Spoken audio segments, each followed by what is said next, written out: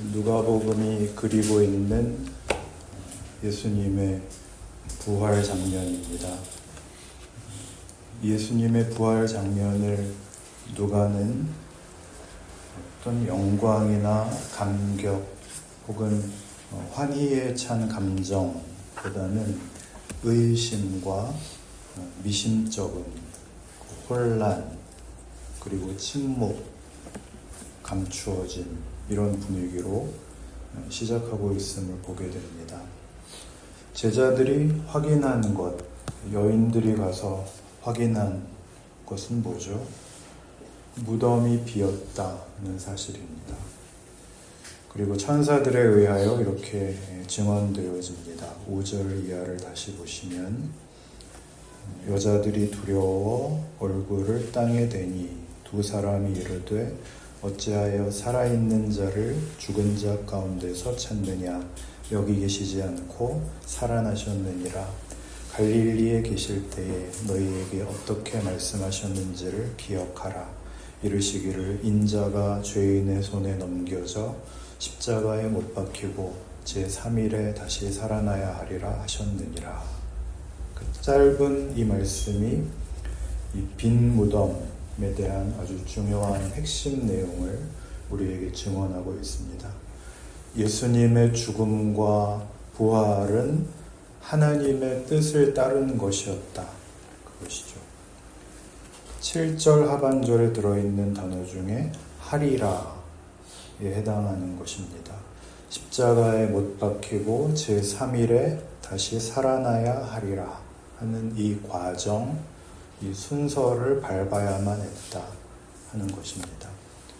죄인의 손에 넘겨지고 십자가에 못 박히고 다시 살아나야 하는 이 일을 하나님 아버지께서 정하셨습니다.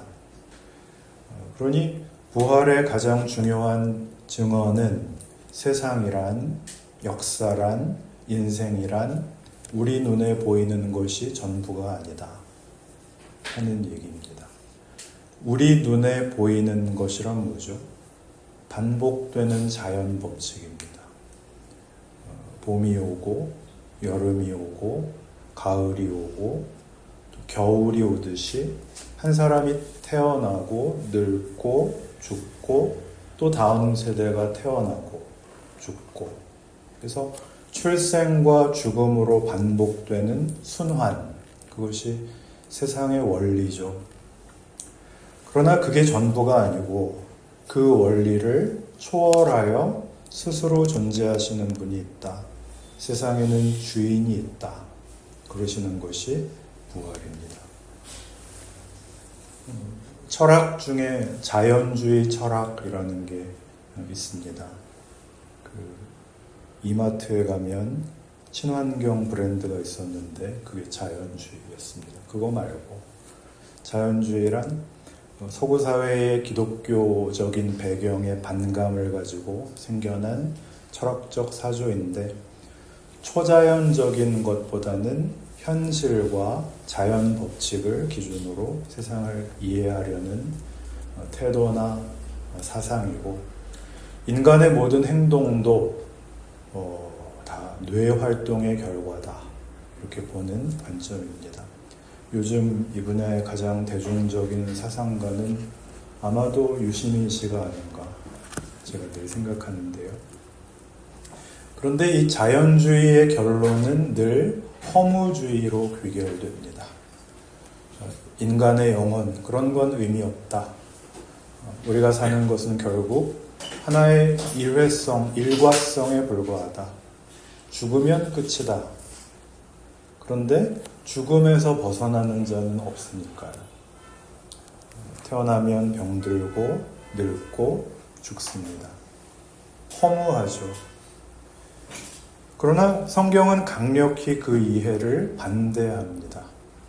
보이는 법칙들은 하나님의 통치와 목적 아래에 있다. 그럽니다. 그래서 기독교의 그 역사관, 인생관은 직선적이다 그럽니다.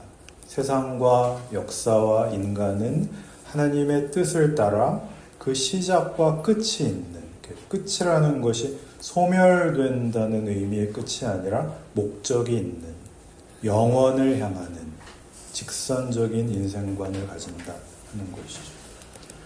그러니까 기독교 신앙에서 복이라든가 영생이라든가 진리라든가 소망, 사랑 이런 개념들은 전부 하나의 관념 혹은 실천 덕목으로 소개되지 않고 전부 하나님이라는 분의 인격적인 뜻과 목적과 계획과 의지로 설명되고 있다는 사실입니다.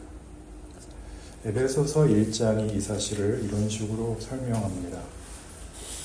에베소서 1장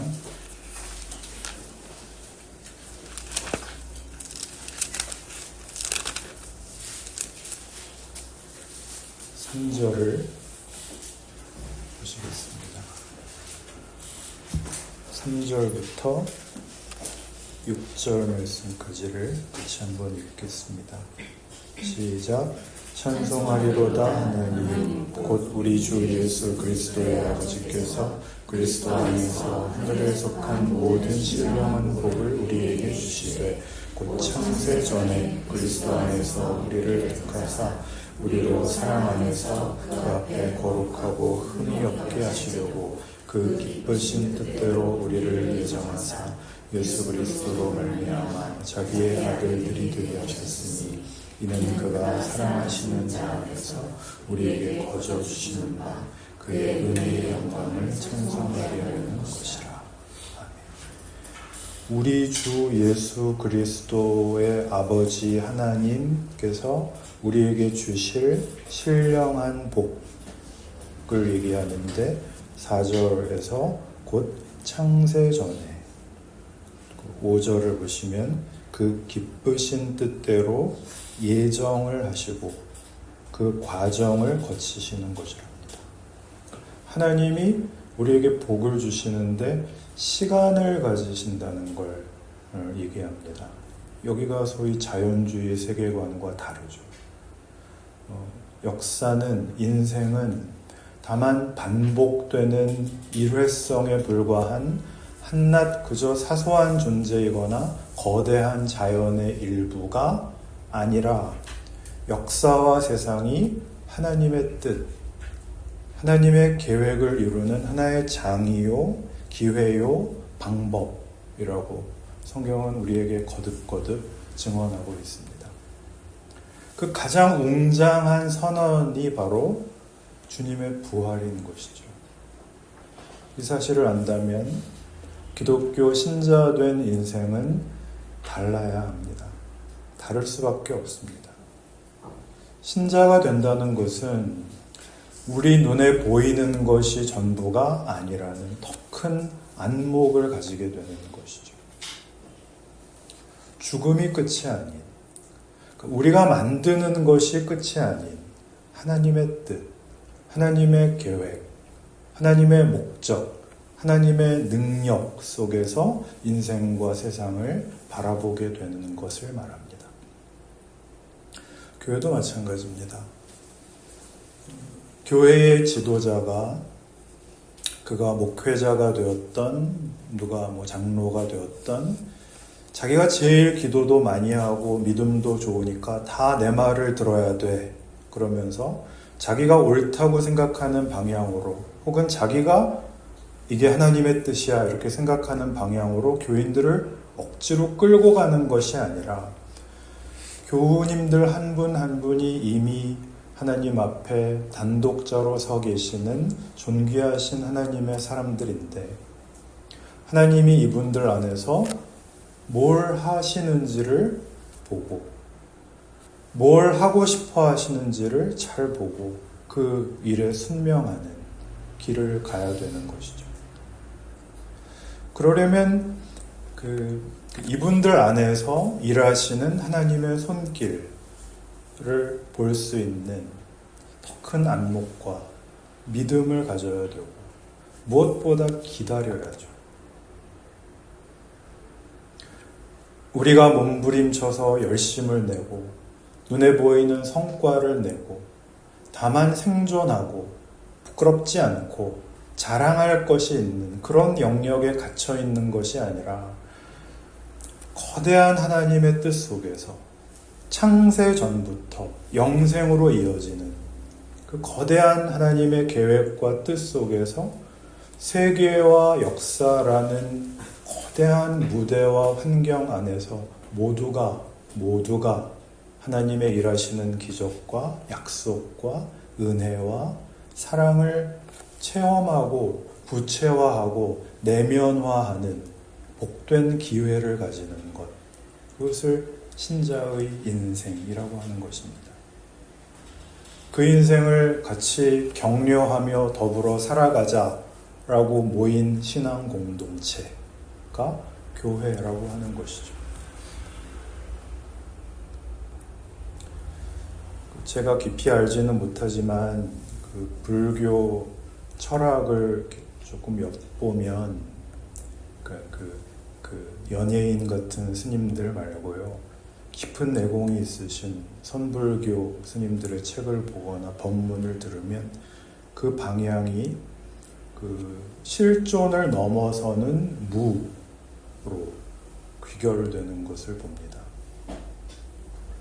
해악을 끼치지 않기 위해서 자기의 실존이 없어지기를 바라고 인간이라는 존재를 없앰으로써 그 부작용을 없애는 그런 차원을 얘기를 하시는데, 기독교는 그렇게 말하지는 않습니다. 인간이라는 존재는 값지다라고 얘기합니다. 세상이 다만 윤회의 법칙이고 우리가 그 법칙의 한 부분이거나 또는 속박된 사물이 아니라 진정한 인간의 영광과 복을 누릴 수 있는 존재라 말씀하며 사랑하시고 목적하시고 복 주시려는 하나님의 자녀된 존재인 것을 우리에게 약속하고 계십니다. 마태복음 6장을 한번 찾아보시면 이 유명한 말씀이 나옵니다. 마태복음 6장 33절입니다.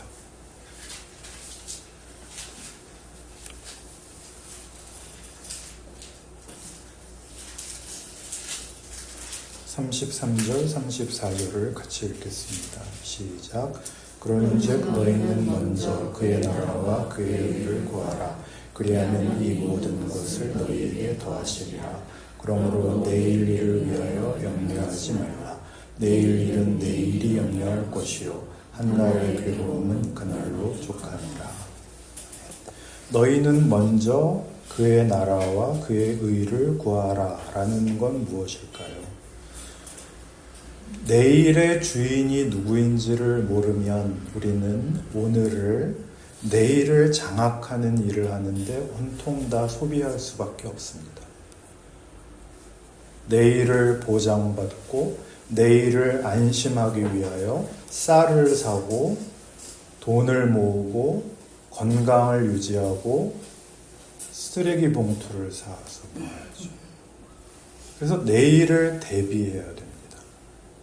하루하루가 다만 생존 기간을 연장하는 그것 외에는 아무런 가치가 없습니다. 그러나 내일이 하나님의 손 안에 있다 라는 걸 알면, 그리고 신뢰한다면 그 내일의 방향과 목적의 연속선상에서 오늘을 살 수 있는 것입니다. 그게 너희는 먼저 그의 나라와 그의 의를 구하라는 뜻입니다. 집안일 내팽개치고 먼저 기도하고 회사 분위기 안 좋은데 혼자 큐티한다고 앉아있고, 그렇게 다만 종교적 어떤 임무나 형태를 가지라는 뜻이 절대로 아닙니다. 내일이 하나님의 손에 있다는 것을 믿는 것입니다. 그 내일로 가는 오늘입니다. 그렇게 오늘을 이해하고 오늘을 분별하고 오늘을 책임지라는 것입니다. 그러나 우리는 내일의 주인이 하나님이라는 걸 믿지 않고 내일은 내가 책임지고 내가 만드는 것이라고 생각을 하기 때문에 하나님한테는 내일을 살아갈 복만 달라고 그러는 겁니다. 그렇지 않습니까? 이 세상의 운명을 누가 쥐고 있는지, 가치와 보상을 누가 정하는지를 빼어놓은 채 다만 내일의 필요를 종교라는 이름으로 얻기에 급급한 아우성만 남았죠. 그 아우성을, 그 갈급함을 종교라는 이름으로 덧칠을 했을 뿐인 것입니다. 비난을 하자고 하는 얘기가 아닙니다. 그러나 그렇게 살면 예수를 믿는 일에 아무런 내적 보상이 없습니다. 예수를 믿는데 사람이 차갑습니다. 아무런 넉넉함이 없습니다. 하나님을 믿는 자나 그렇지 않은 자나 주일날 교회만 나오고 안 나오고의 차일 뿐 똑같이 각박하고 두렵고 무서운 삶을 사는 데 있어서 차별화되지를 않습니다. 기대고 안심하고 믿을 보상이 없는 것입니다. 그저 내가 있을 뿐이고 각박한 현실이 있을 뿐이죠. 질 수 없고 포기할 수 없는 무서운 현실 말입니다. 부활은 그걸 깨는 것이죠. 창세 전에 우리를 예정하신 하나님의 뜻, 그 일관된 성실하심, 그 능력의 증거, 그것이 부활입니다. 성경의 내용이고 2000년 교회사의 증언들입니다. 세상과 역사와 인간과 인생을 어떻게 이해하고 있느냐 하는 것이죠. 다세연 목사님들 지난주에 다녀가셨는데 목사님들을 만나면 늘 저한테 하시는 말씀이 제가 오래전에 드린 한마디가 너무 인상적이었다고 합니다. 그래서 찾아온다고 하는 거예요. 이번에도 어김없이 그 말씀을 하셨는데 제가 그 후배 목사님들 모인 어느 자리에서 자기답게 목회하는 선배라고 초청을 받아서 건방지게 목사님들 너무 기념비적인 일을 하려고 애쓰지 마시라고 그랬대요. 그 말이 좋았대요. 저는 그 말을 한 기억이 없는데 왜 그런 얘기를 했는지는 알 것 같아요. 하나님이 우리 보고 승리하라고 그러지 않습니다. 뛰어나라 그러지 않습니다. 남을 이기라고 하시지 않습니다. 성경은 다 반대로 가르치죠, 사실은. 지라 그러죠. 섬기라 그러죠. 죽으라고 하죠. 하나님이 쥐고 계시니까요. 아시죠? 우리의 한계를 아는데 잘 안 되는 것. 그리고 하나님을 의지하고 순종하는 것이 현실적으로 고통스럽다는 것을 압니다. 그러나 로마서 8장 18절 말씀처럼 생각하건대 현재의 고난은 장차 우리에게 나타날 영광과 비교할 수 없도다. 현재의 고난은 기독교는 고통을 면제시켜주는 일에 관심이 없습니다. 예수 믿으면 편안해져 그렇게 얘기하는 건 저는 거의 사기라고 생각합니다. 성경은 현실이 고단하다 라고 얘기합니다. 그것을 통해서 영광의 자리에 가는 법이라고 십자가로 증언합니다. 예수께서도 고난을 통하여 영광의 자리에 갔노라고 말씀하죠. 여러분, 우리 하나님이 우리 쪽의 능력을 요구하고 승자를 요구하는 것이 아니라 하나님의 자비와 긍휼과 은혜와 용서와 당신이 복을 주시는 하나님이라고 말씀하시는 것은 얼마나 감사한 일입니까? 발버둥질 필요도 없고 거룩한 척 가식을 떨 필요가 없다는 건 얼마나 감사한 일입니까? 우리가 한 대로 보상을 하는 것이 아니라 당신이 하나님의 열심으로 우리에게 복을 주신다는 건 얼마나 감사한 일입니까? 우리가 부족하지만 지난 주일에 어느 교우님께서 부족하지만 부족하면 뭐 어때요?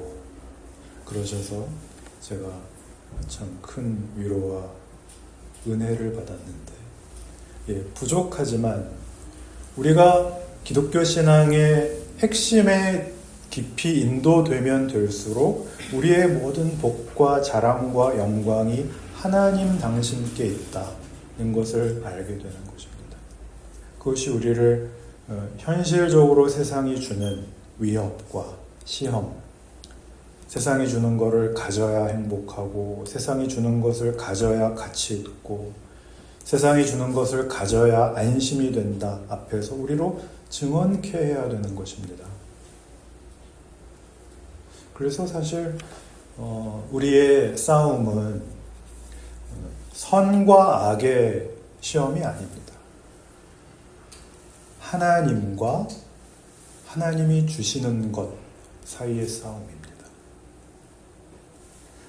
하나님이 주시는 것, 어떤 물질, 건강, 어떤 보상이 아니라 그걸 우리에게 주시는 하나님을 아는 것이 진정한 기독교 신앙의 보상이라는 것이죠. 복이 문제가 아니고 복을 주실 수 있는 분을 넘어서 우리에게 복을 주시려는 분의 우리를 향한 사랑, 관심, 나와의 관계, 그의 신실하심과 우리가 그분에게 어떤 존재인가에 관한 것, 이것이 기독교 신앙의 핵심입니다.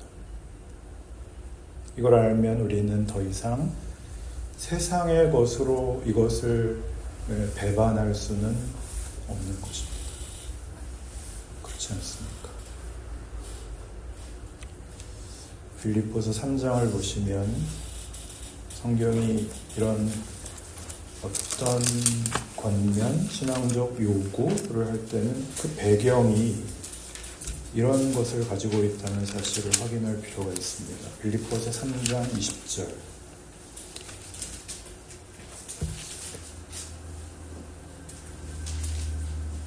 (3장 20절부터) (4장 1절까지를 한번 읽죠. 시작. 그러나 우리의 시민권은 하늘에 있는지라 거기로부터 고하는 자 곧 예수 그리스도를 기다리노니 그는 만물을 자기에게 복종하게 하실 수 있는 자였으므로 우리의 낮은 몸을 자기 영광의 몸의 형체와 같이 변하게 하시리라. 그러므로 나의 사랑하고 사모하는 형제들, 나의 기쁨이요 멸류가 아닌 사랑하는 자들아, 이와 같이 주 안에 서라. 무슨 뜻일까요? 네가 누구인지 알아라, 그런 뜻입니다. 너 자신을 값싼 것에 팔아 넘기지 말아라, 그런 뜻입니다. 기독교 신앙을 가진다는 것은 하나님을 아는 것이고 동시에 자기가 누구인지를 아는 것입니다. 세상은 우리에게 멋있는 자연과 예쁜 봄꽃을 보여줍니다. 그것들로 그것을 만든 이가 누구신가를 가리우려고 합니다. 자꾸만. 거기에 속지 마십시오. 이 하나님과의 관계를 놓쳐서 값싼 것에, 특히 기독교라는 이름을 갖다 붙인 싸구려 은혜에 자신과 자신의 인생을 팔아넘기지 마십시오. 우리가 당하는 현실에서의 어떤 어려움과 위협에도 불구하고 사람은 죽음으로 끝나지 않고 하나님의 부르신 영원한 영광과 약속된 영생으로 인도될 것입니다. 부활이 그것을 증언하고 있습니다. 우리 잘 아는 로마서 8장 32절에 나오는 이런 말씀이 있습니다. 자기 아들을 아끼지 아니하시고 우리 모든 사람을 위하여 내주시니가 어찌 그 아들과 함께 모든 것을 우리에게 주시지 아니하겠느냐. 이 하나님의 현존 앞에 진실하고 자랑스러운 하나님의 자녀로 사시는 여러분의 현실이기를 바랍니다.